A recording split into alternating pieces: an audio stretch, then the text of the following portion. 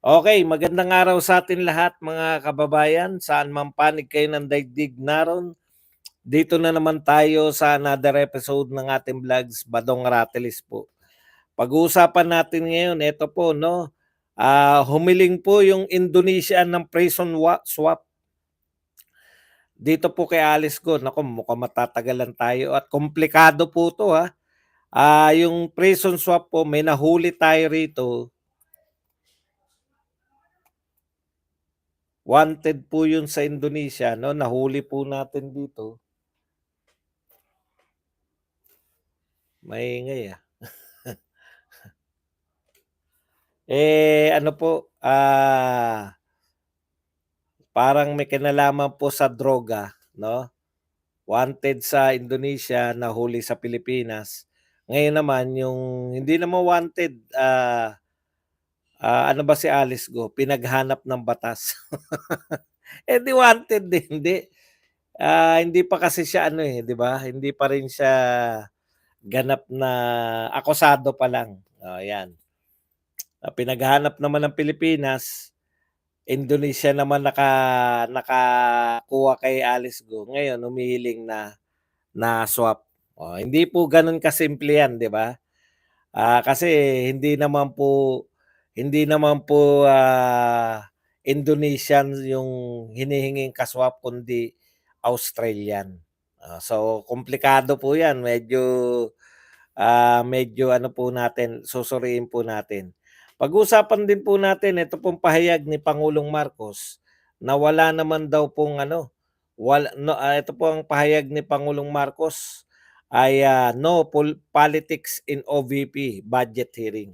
Yan po ay sinagot niya parang si Ivan Mayrina yata yung ambush interview dun habang nakasakay sila sa eroplano. O eroplano ba o helicopter habang, tinitignan nila yung pinsalang nadulot nitong bagyong si Enteng. Samantalang si VP Sara naman po ay pinangatawanan na pamumulitika ang ginagawa sa kanya 'no. In fact, may bago pong term si VP Sara na sinabi na ito daw po ay classic 'no, o ano yung termino ni VP Sara? Yung ito po ay isang, classic na wag dadog 'no, okey. Na taktika ng ating pamahalaan para po, ah, ayan 'no, eto po ang sinabi 'no, para po pagtakpan yung, mga kapalpakan ng gobyerno ngayon ay, 'yan po ang ginagawa nila, pinopolitika po yung OVP budget hearing. Yan po kaya hindi po pupuwedeng tama pareho. Yung isa sinasabi walang politika, si President Marcos, at yung Vice President naman sinasabi na siya ay pinopolitika lamang. Kaya isa po sa kanila ay hindi nagsasabi ng katotohanan. Pero susuriin po natin 'yan at malamang sa hindi ay si BBM po ang medyo palpak diyan sa usapin na 'yan. Marami pa tayong pag-usapan pero bago 'yan, kung bago ka pa lang dito sa ating channel, mag-subscribe ka na. Dahil ito lang ang tayong channel na may kinikilingan, may pinapanigan, una sa balita, huli sa impormasyon, kaya ano pang hinihintay nyo? Pindot na, okay. Mahirap po 'no, yung masasarap naman po yung pagkain lalo na po yung kaya lang 'pag laging noodles, ang problema pala sa noodles ganito 'no, ang bilis mo mabusog, ang bilis pero kanina po nakakain na po kami ng kanin. Yung rice talaga, kaya medyo busog po tayo. Nakaka-miss din yung kanin. Halos wala pong nagtitinda.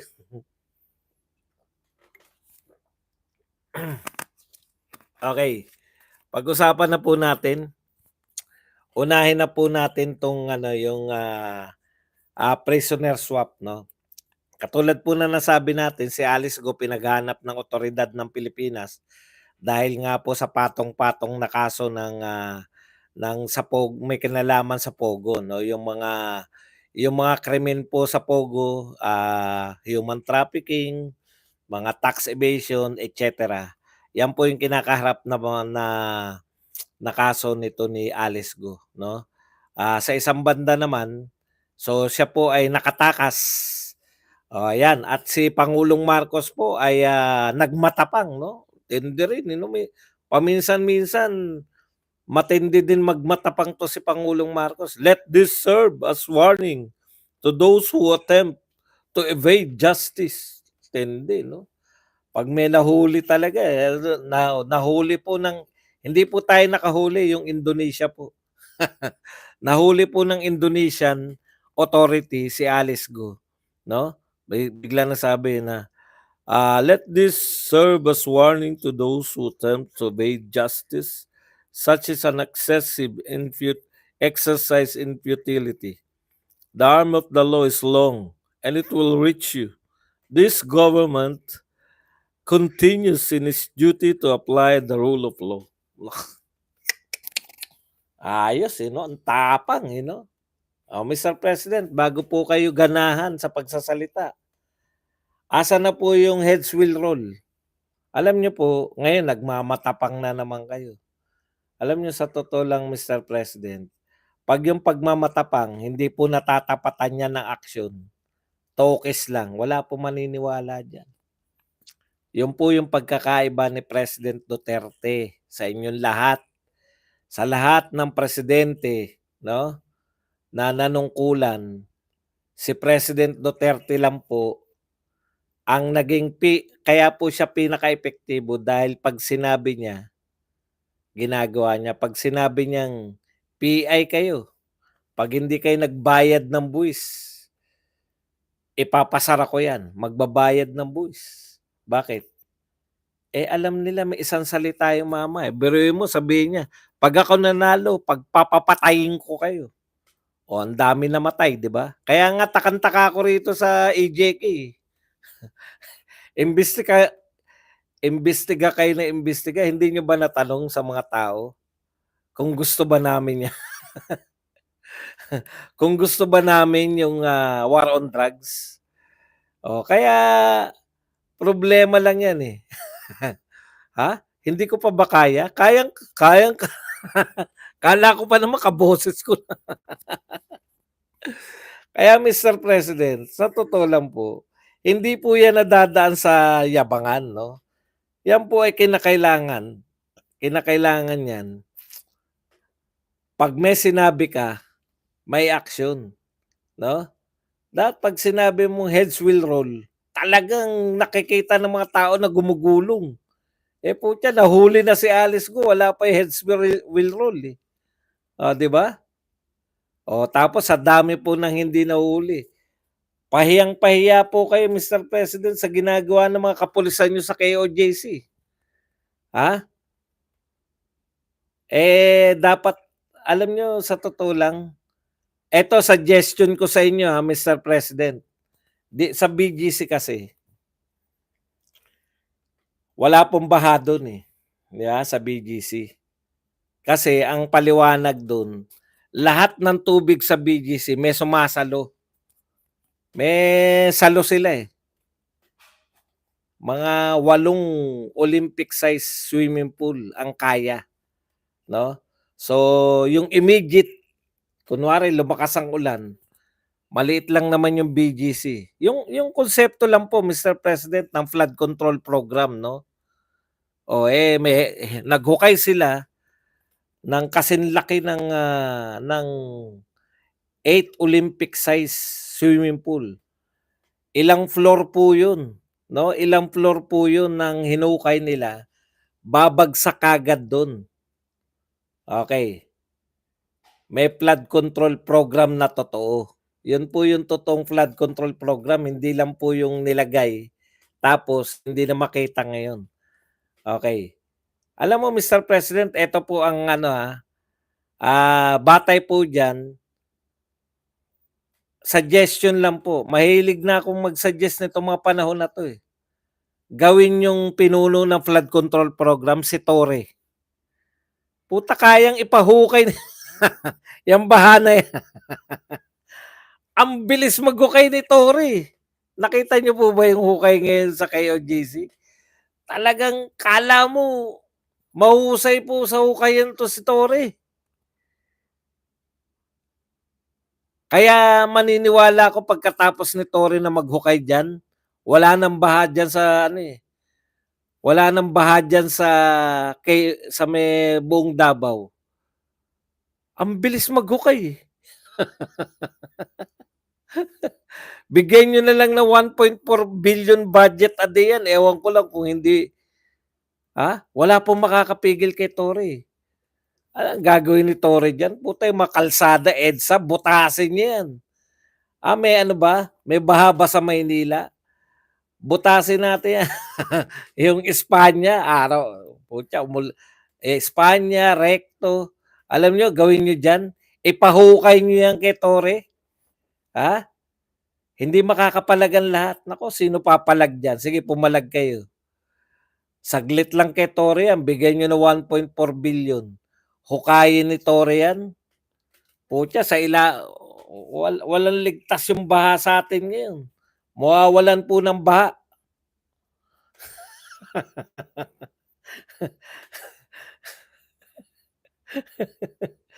Reward, reward na 10 million lang.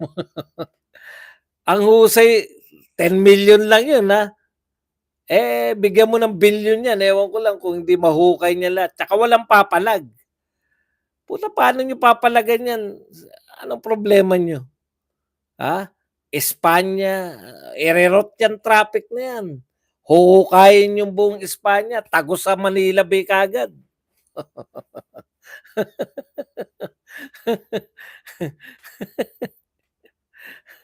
Mahilig maghanap ng mga lagusan, eh. Pagka nawala ng baha sa Davao, putya kagagawa ni Torre yan. Pero nahukayan.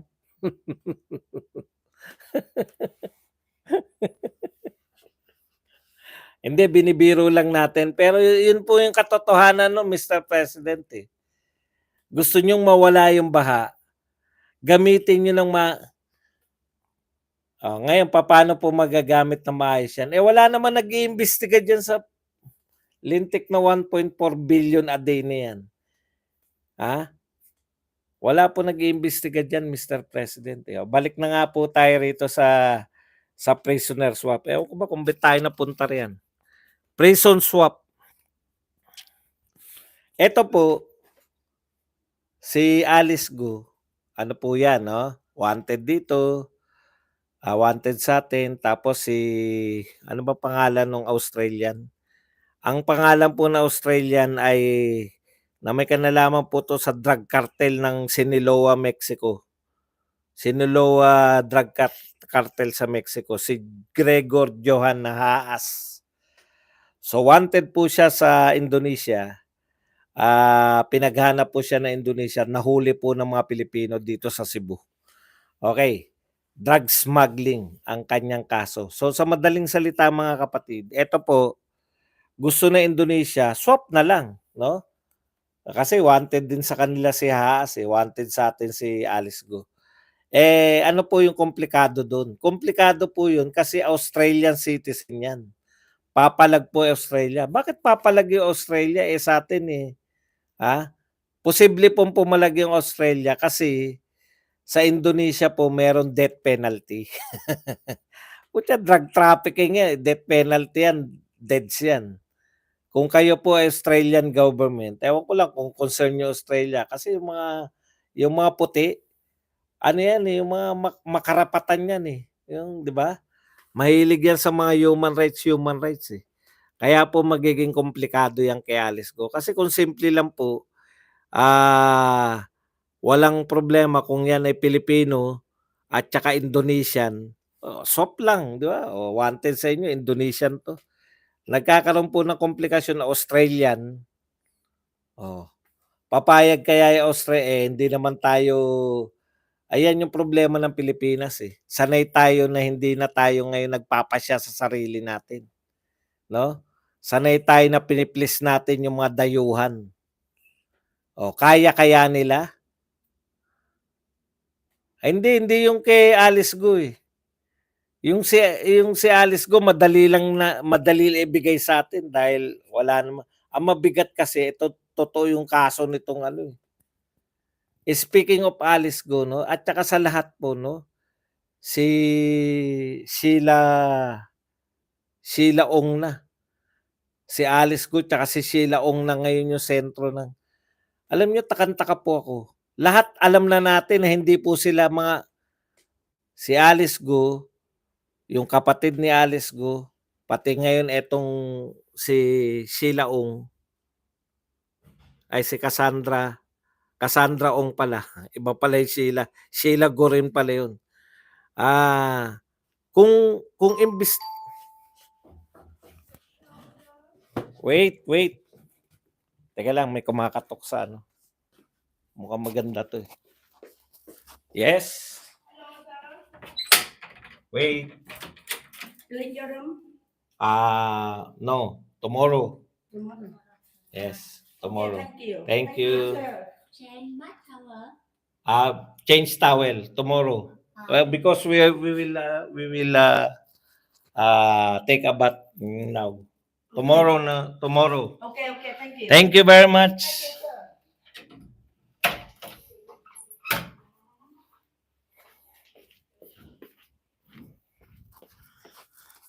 Nagkahirapan kami sa English. Andun ng mga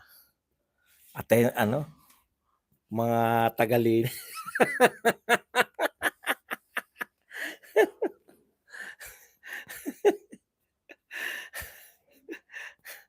Napasabak din sila, eh. Okay. Nakalimutan ko dala ko nakalimutan ko dala ko yung mic.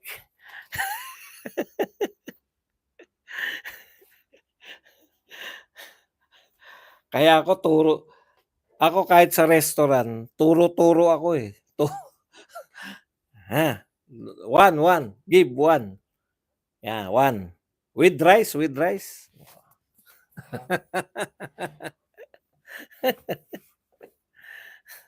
Okay, punta na po tayo rito, no? So, nagiging komplikado po yan dahil involved po, isa pa pala, no? Chinese citizen daw. Okay. Nagkakaubusan ng English. Okay, punta na po tayo rito sa anong tawag dito? Ito po yung sinabi po unahin muna natin yung sinasabi ni BP Sara kasi may bagong term na naman siya yung wag dadog, eh. Sabi po ni BP Sara, wala pong misuse ng fund, 'di ba? Pinupolitika lang siya. 'Di ba? Hindi tinatanong kung magpapalit ba ng towel. Eh naliligo pa lang anak ko tsaka ako maliligo pa lang, eh. Papalitan kaagad. Kaya bukas na lang. Okay, ang sinasabi ni BP Sara, wala naman pong problema diyan sa OBP budget, no? In fact, pinopolitikan niyo lang, 'di ba? Ito mga sinasabi ni BP Sara, no? Kaya niyo ginagawa 'yan. Ito po ay to mask the real problem of the country right now, no? Para itago yung totoong problema ng ating bansa sa kasalukuyan, no? Okay. So inakusahan ni BP Sara ito pong Makabayan Black at pati mga kaalyado ni President Marcos, kasama po to si Speaker Martin Romualdez, no? Sa wala pong katapusan na unending political attacks para po itago yung mga kapalpakan nila sa gobyerno. Palpak po, eh. Ang dami pong kapalpakan, eh. 'Di ba? Nakita ko na naman yung mga iba pang footage ng baha. Binabaha po talaga, no? Talagang wala talagang kahit sino po na hindi niyo po pwedeng itago 'yan, yung pagbaha ngayon, no? Sa sinasabi niyo na pupunta sa Germany si BP Sara, et cetera, wala na yan, eh. Kung nagawa niyo yan na kantyawan si VP Sara ng kapalpakan niyo sa baha nung nakaraan, hindi na narito lang sa Pilipinas, eh. Mahilig talaga lang sila 'no, yung itago yung mga katotohanan, atake, tinatago nila. Sabi nga ni VP Sara, ito'y classic. This is the sad plight of the poor and the hungry because of the unabated rise of food prices. Ordinary citizens' principles are not for sale. Ayuda will not solve the growing dissent. It is a classic wag the dog piece. She said during her critics work first before playing politics. No? Ito po yung mga sinabi ni BP Sara. No? Classic po to na wag the tail. Alam niyo po, sumikat po to. May pelikula po na Wag the Tail, no? Malaki po yung problema, nakalimutan ko na kung anong problema nila sa US at that time. Ayon po sa pelikula, no, na Wag the Tail. Ay, Wag the Dog pala, Wag the Tail. Wag the Dog.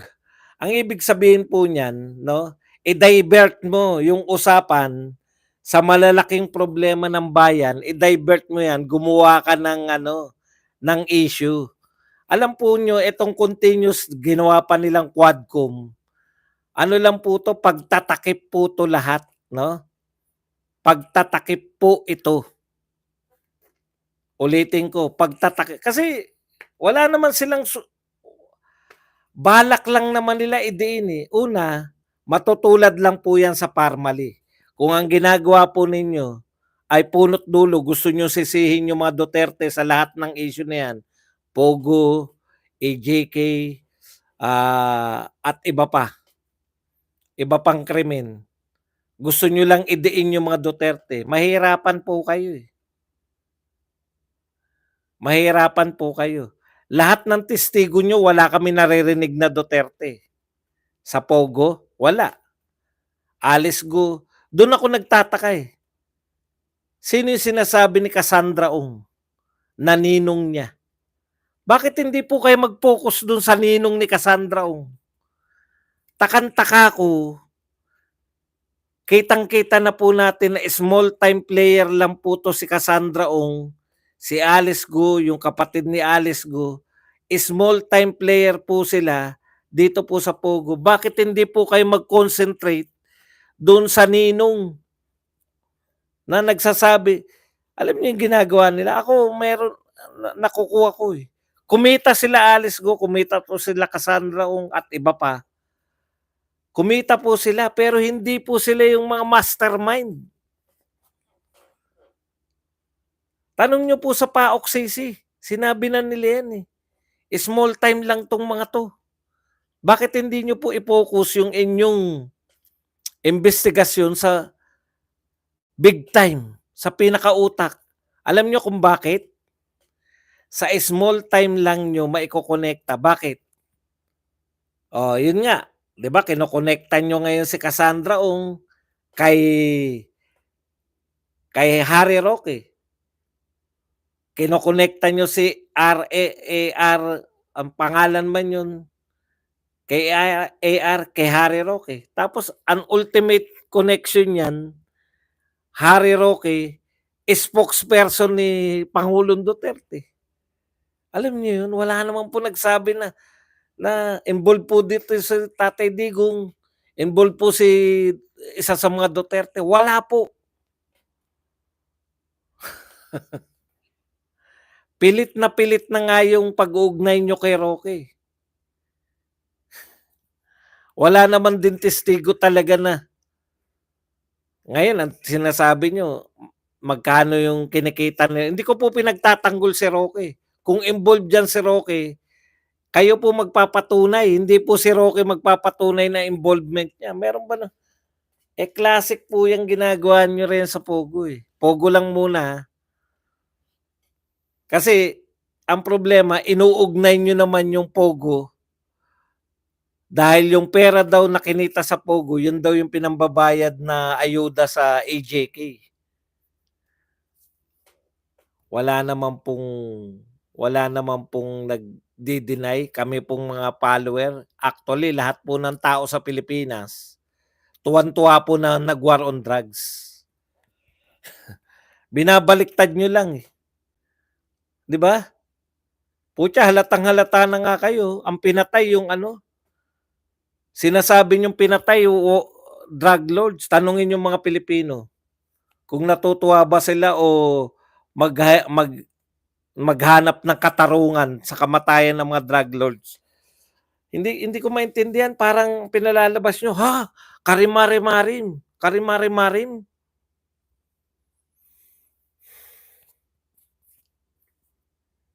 Karimari-marim yung, paglabag sa human rights nino? Okay, wala pong ugnayan, 'di ba? Walang ugnayan sa pogo si Tatay Digong, maliban na lang na may picture ni Alice Go, picture, nakakaawa. Bakit po hindi natitigil pa rin ang pogo ngayon? 'Di ba nagsalita na pangulo, tigil na ang pogo, bakit may pogo pa rin?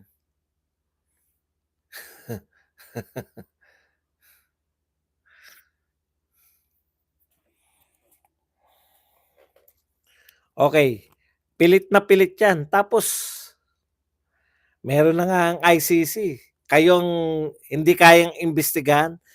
Okay, OBP muna tayo mag-concentrate. Sabi sabi ni VP Sara, ang daming problema ng bansa. Hindi napipigil yung pagtaas ng presyo ng bilihin. Meron po bang pinagkaabalahan niyo po ba? Araw-araw po, Quadcom, Quadcom, Quadcom. Araw-araw, Duterte, Duterte, Duterte. Araw-araw, 125 million. DepEd, OBP, 125. Araw-araw, araw-araw. Walang katapusan. Walang katapusan ng mga pauso. Uy, sikat ka na raw, Luis To. Uy, ang dami pong humahanga sa inyo, Luis To. O yun naman pala, patakbuhin nyo na si Luis To na senador.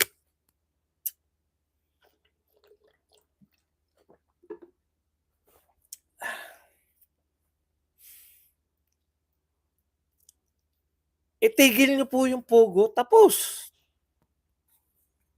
Pero hindi naman natitigil yung pogo. Ang point ko po dito, ang dami pong problema ng bansa. Ito po yung classic na wag dadog, no? Hindi nila kayang lutasin yung tunay na mga problema ng bansa. Ano po yung mga tunay na problema ng bansa? Pagtaas ng presyo ng bilihin, kawalan ng hanap buhay. Meron po dito. Ito po, nakakaawa po talaga tayo, no? Direkta tayong niloloko. Umamin po ang DOLE. Pinagmalaki po yan eh.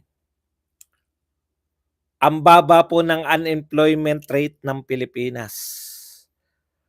Yung pala, 'di ba yung una, napababa ni Pangulong Marcos yung kahirapan, 'di ba? Tuwang-tuwa sila, pinagmamalaki, bumaba yung kahirapan. Yung pala, sa kahulugan po ng kahirapan. Ano po yung kahulugan ng kahirapan? Yung kahulugan po ng kahirapan na hindi ka na mahirap kung ikaw ay nakakakain ng 21 pesos na budget. So kung 25 pesos ang kinain mo isang araw, 100 piso isang araw ang kinakain mo, mayaman ka na. Hindi ka na mahirap.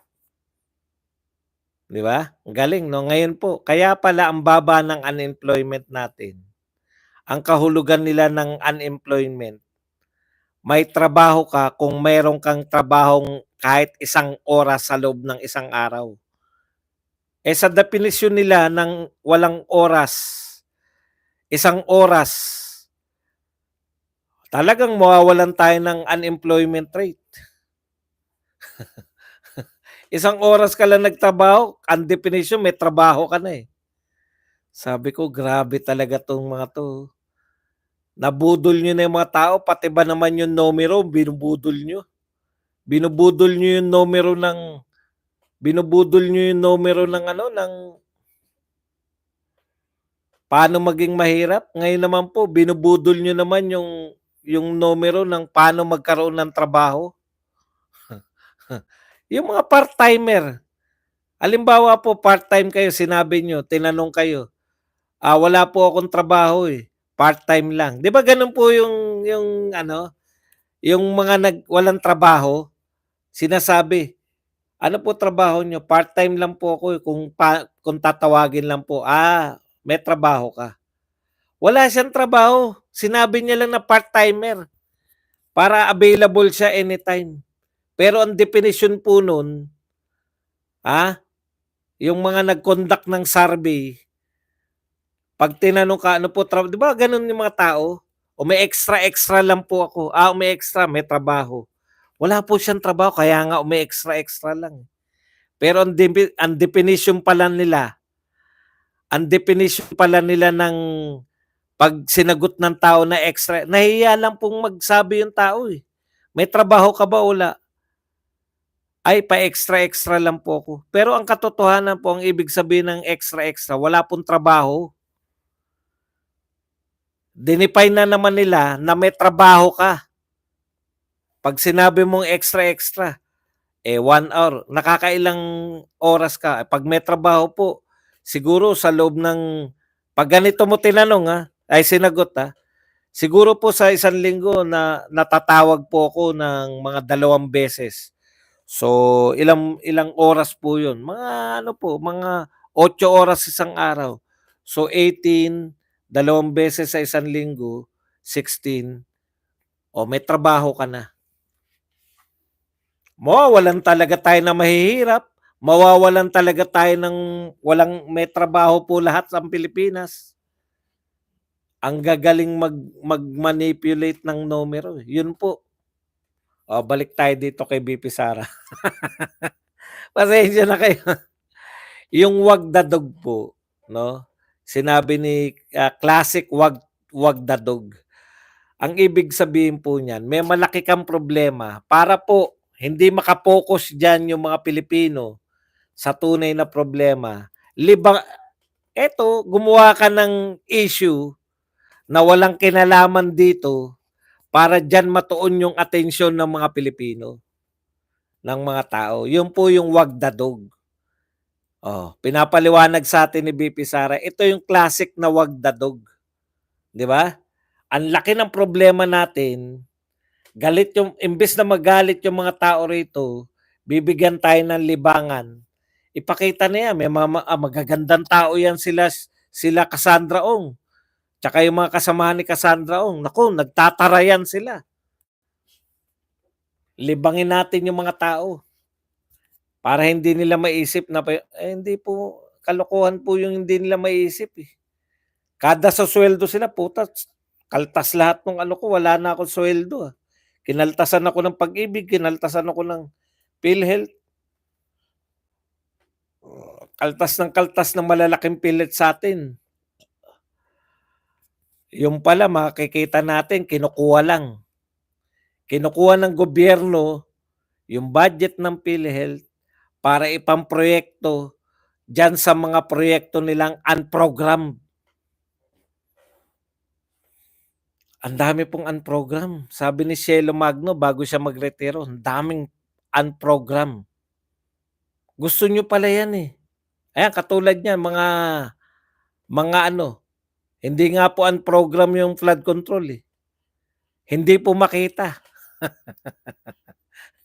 Hindi po sa hindi nakaprograma. Hindi po makita yung programa ng flood control. Asan po yung flood control?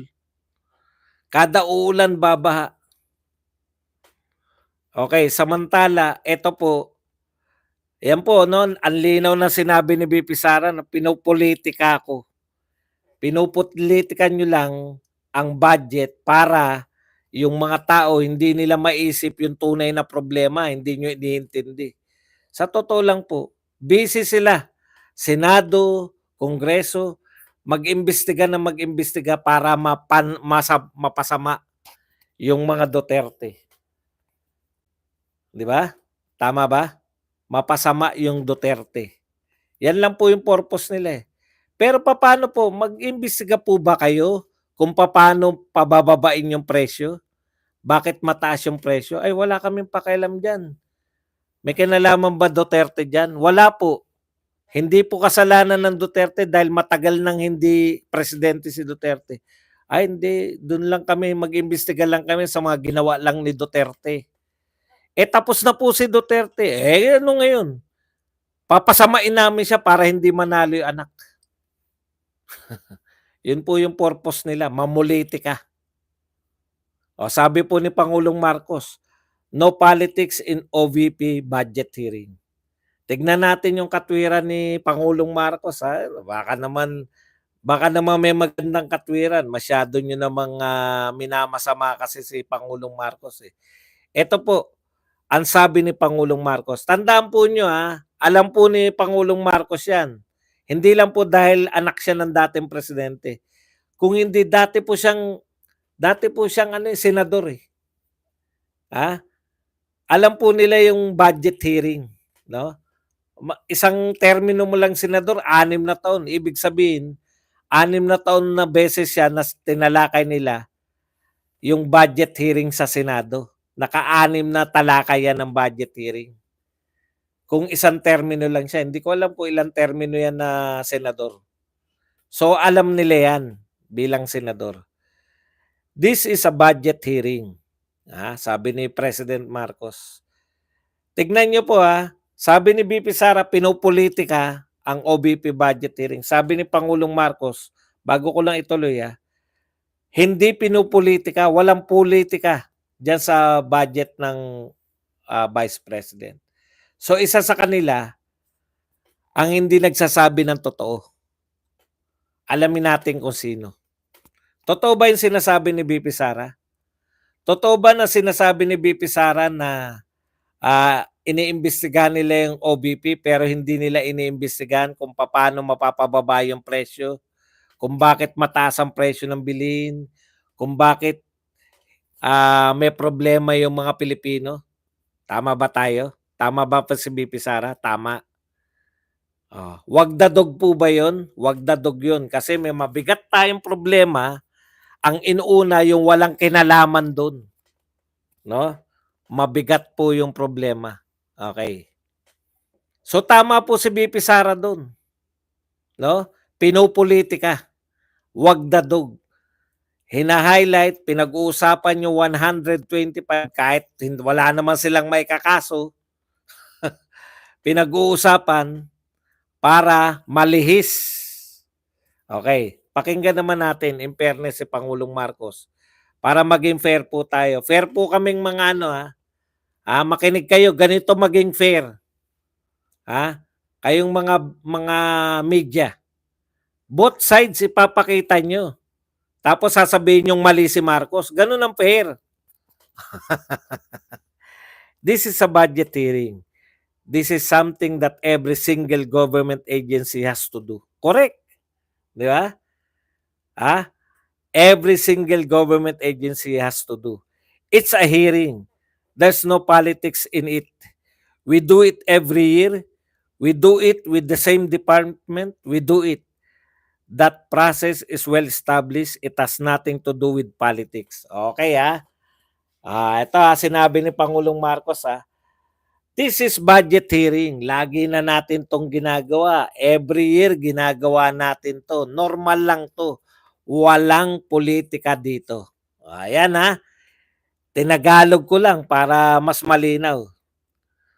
Okay. It has to do with the budget. So mamaya na yan. Ito muna. Sinasabi, taon-taon na natin tong ginagawa. Ginagawa natin to lagi. No? Parang sinasabi niya, walang kakaiba rito. Okay, tanong ko po, Mr. President, kailan po isinalang ang OVP budget ng ibang Vice President? Wala po. Lahat po ng naunang Vice President, good as approved na. Wala kayong maalala, Mr. President? Na isinalang na ganyan? So hindi po totoo na yan po ay laging ginagawa, taon-taon ginagawa. In fact, ngayon lang po isinalang ng napakatagal at may 47 na nag-register na magtatanong sa budget o sa budget hearing ng Vice President for the first time po. So hindi po yan, mali po itong sinasabi ninyo Now we do it, the process is well established, it has nothing to do with pa. We do it every year. Hindi po 'to ginagawa taon-taon, Mr. President. Kakaiba po ito. What's so special about being the Vice President, putya Tagalog. Ano pong espesyal sa pagiging Vice President ni Sara Duterte? Oh, hindi po totoo yung sinasabi ninyo na we do it every year. Lahat po ng budget ng Vice President, including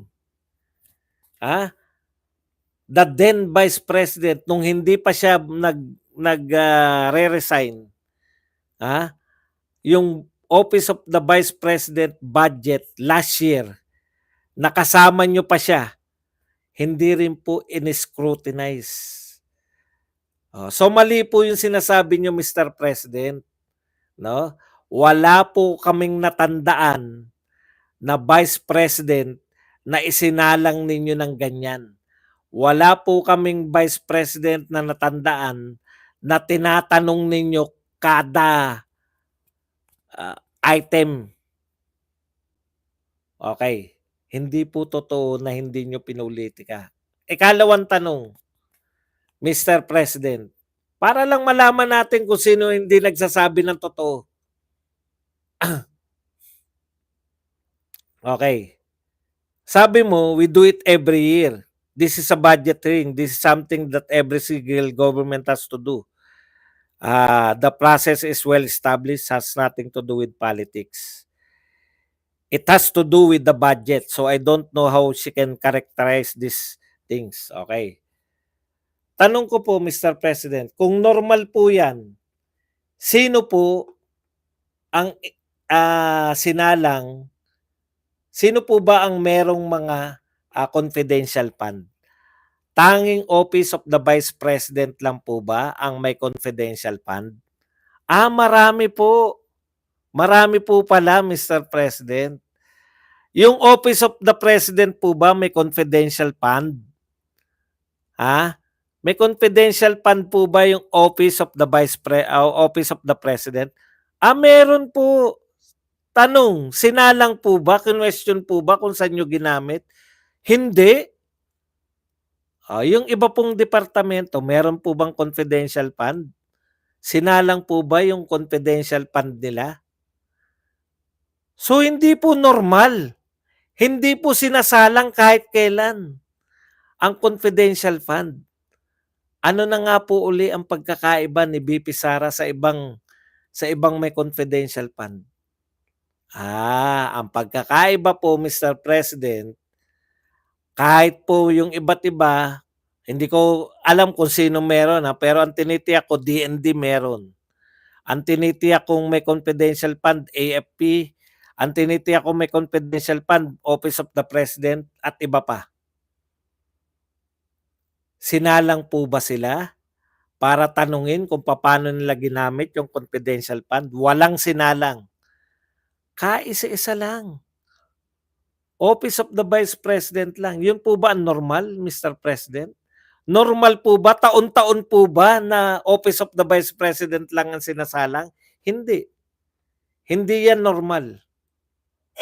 Ano po tawag diyan kung hindi yan normal? Yan po ay ginawa dahil sa politika.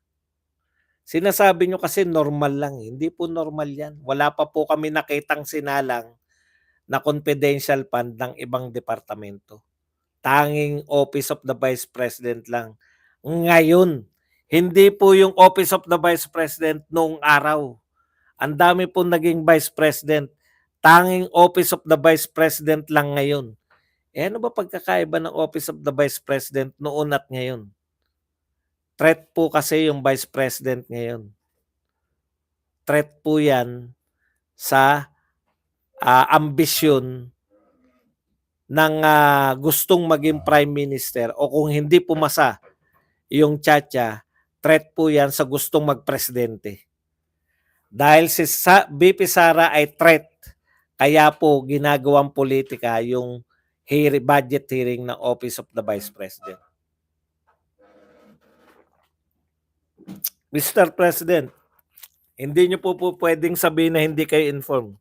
Inuna ko na nga, eh. Dati kayong senador. At least, kung isang term lang kayong senador, hindi ko alam kung ilang term kayo, eh. Hindi ko nasubaybayan ang pulitika niyo, eh. At least, kung isang term kayong senador, nakaranas kayo ng 6 na beses na mayroong naganap na budget hearing. Never na may sinalang na confidential fund ng OVP. Never na may binusisi na budget ng Office of the Vice President. Lahat po yan ayon kay Marcoleta. Yan po ay long tradition, no? Long honored tradition. Mahaba na pong tradisyon yan ng mga congressman at senador na igalang po o ibinibigay na po, formalisasyon lang yung pagharap ng Vice President at Presidente o kung sino man ang kanilang representante. Formalidad lang yung pagharap. Pero long honored tradition po yan ng Kongreso na yung hinihingi ng President at Vice President inaaprobahan. Tanging si VP Sara lang po. Ngayon nyo sabihin hindi kayo namumulitika, Mr. President. Ngayon nyo sabihin hindi namumulitika yung mga tauhan ni Tambaluslos sa pagtatanong dyan sa ating mahal na Vice President. Kayo na po maghusga kung sino hindi nagsasabi ng totoo sa kanila. Pwedeng hindi lang po informed, pero imposibleng hindi ka informed, Mr. President. Yan lang po ang ating topic. Pwede na po kayo magtanong, pwede na po kayo magbigay ng reaksyon. At higit sa lahat, ilang araw na po kayong hindi nagpapaka